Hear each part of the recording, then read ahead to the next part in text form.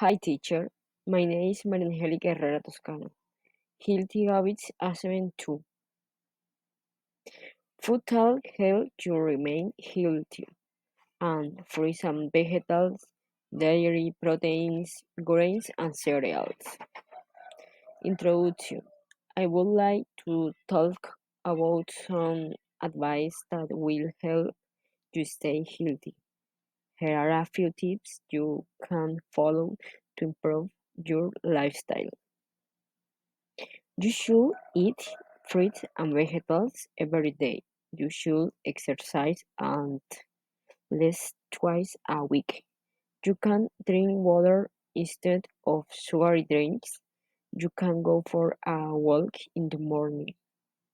You should not eat junk food every day. You should not smoke or drink too much alcohol.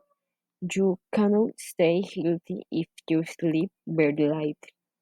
You cannot feel well without physical activity. More healthy habits: you should sleep 7 and 8 hours every night. You can meditate to reduce stress. You should not spend too much time on screens. You cannot ignore your mental health.